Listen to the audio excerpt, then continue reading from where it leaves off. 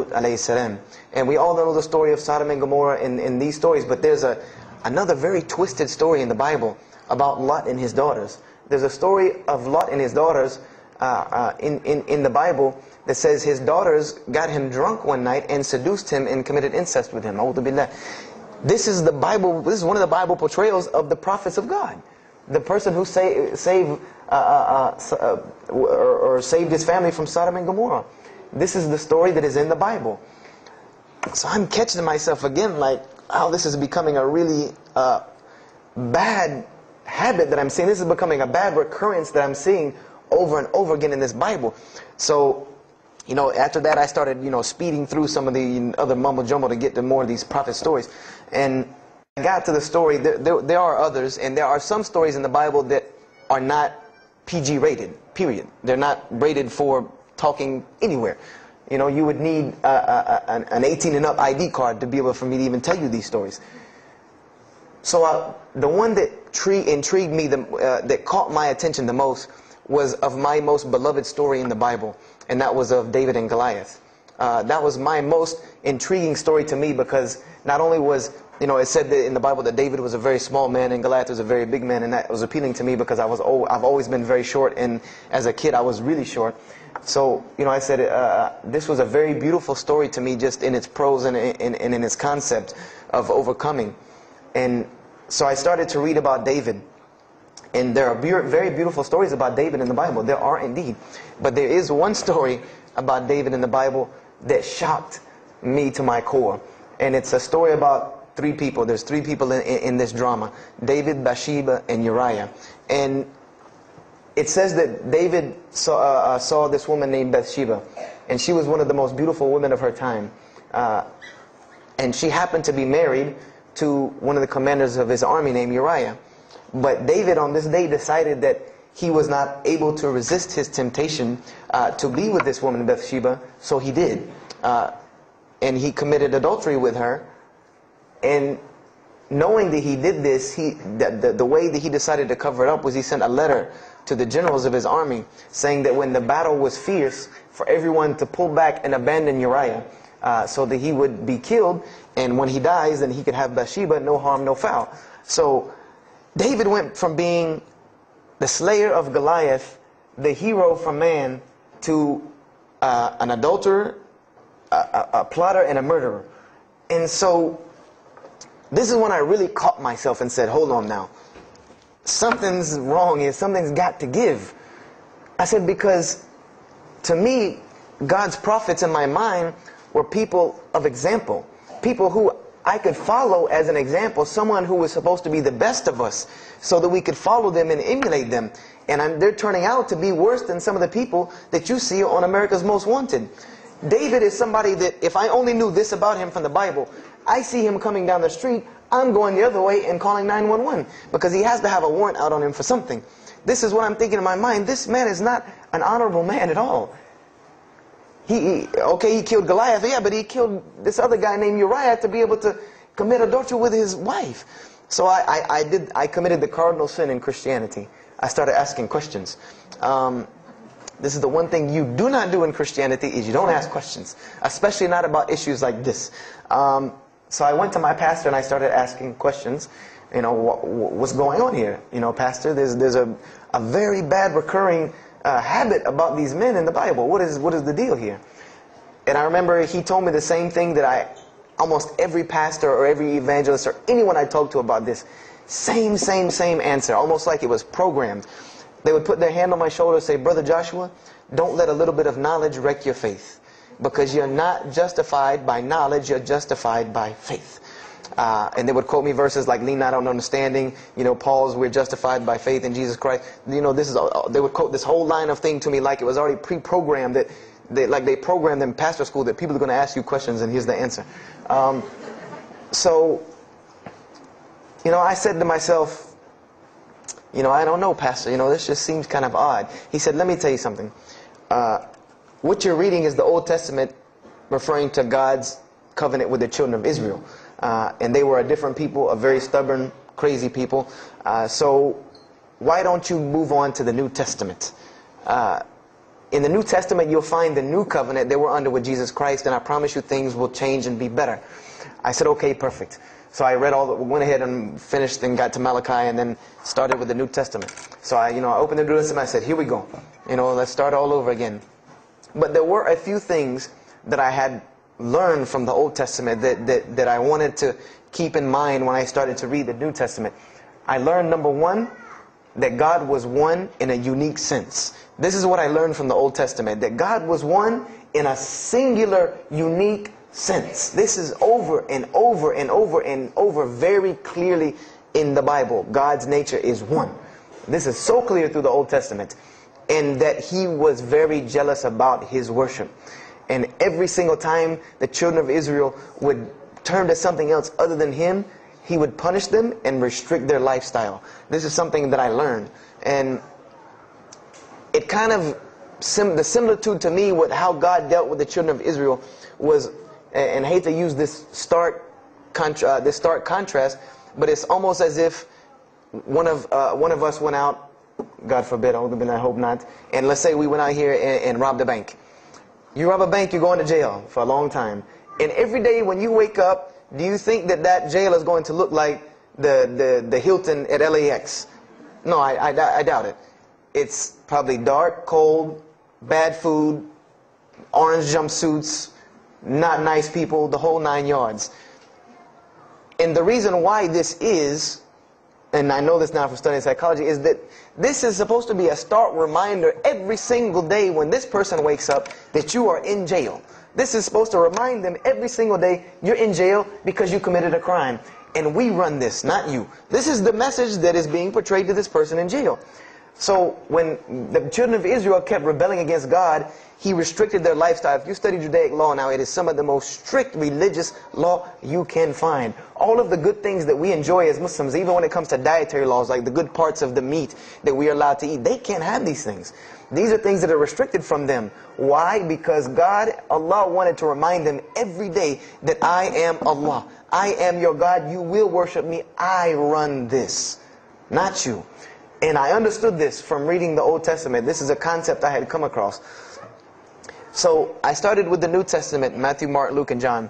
And one other thing that I did when I started to read the Bible was, if you go to Barnes & Noble, let's say you go to Barnes & Noble and you take a book off the shelf. What is usually the first thing you look at? The title. Then the next thing, the author. You want to know the title and the author. What is the name of the book? Who wrote it? And if you do this test with every single book of the Bible, you get a title and no author. Author unknown.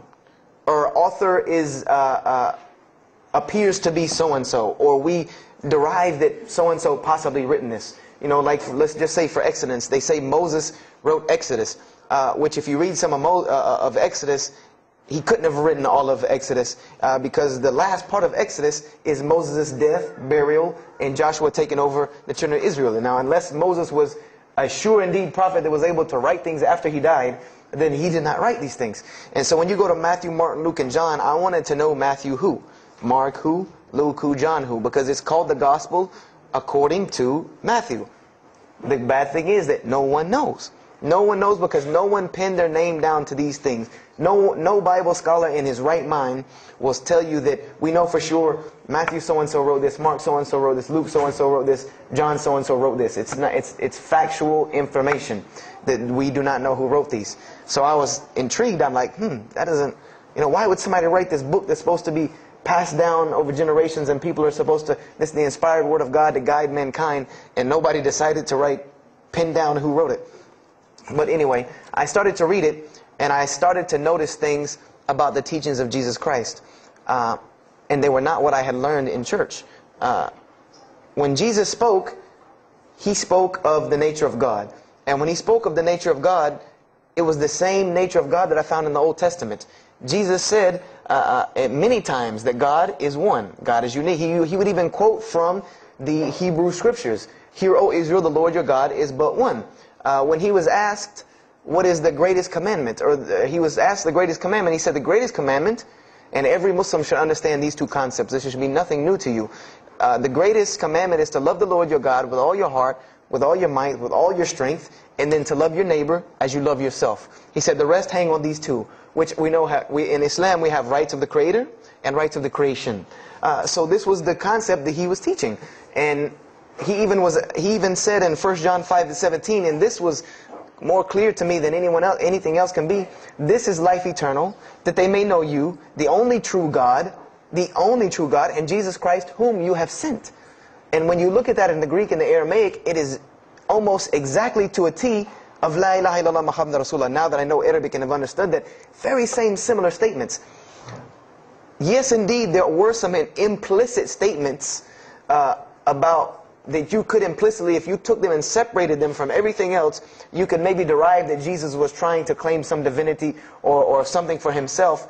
But I also know from doing psychology, and I did a little bit of law too, that an implicit statement cannot override an explicit statement. An explicit statement always takes precedence. So if Jesus said God is one, and he anagorically may have alluded to God being more than one, then the clear statement overrides that each and every single time. So this is what I found through the New Testament. And I also found that Jesus taught salvation. But his salvation that he taught was obeying God and following the commandments. This was his mode of salvation. One man asked him, "Good master, tell me how I can inherit the eternal life." He said, "Follow the commandments."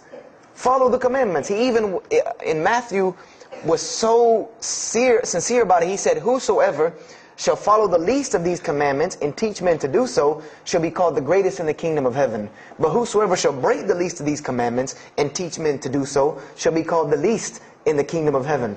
So this I understood very clearly, that Jesus taught the same nature of God that was in the Old Testament.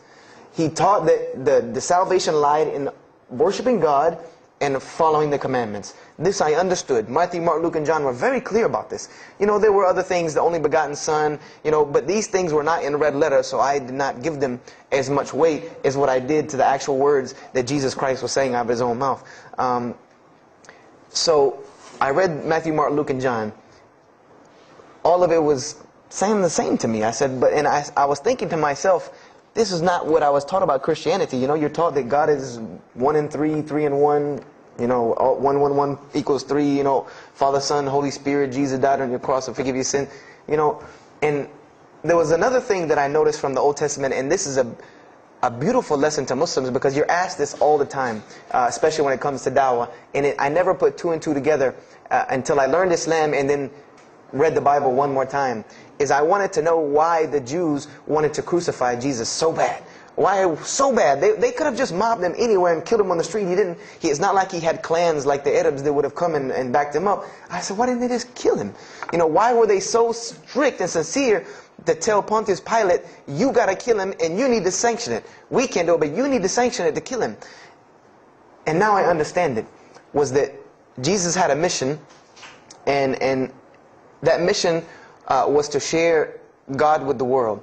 And Paul even kind of tells on himself in his book of Galatians as to why Jesus was meant to be crucified, or the Jews wanted to crucify him. Paul said that the crucifixion is the stumbling block for the Jews. And he explained in Galatians that Jesus Christ, and this is how he tried to roundabout explain it, was cursed for us, to remove us from the curse of Allah by taking this curse upon us. For it is written, and he quoted the Old Testament, everything that hangeth on a tree is cursed.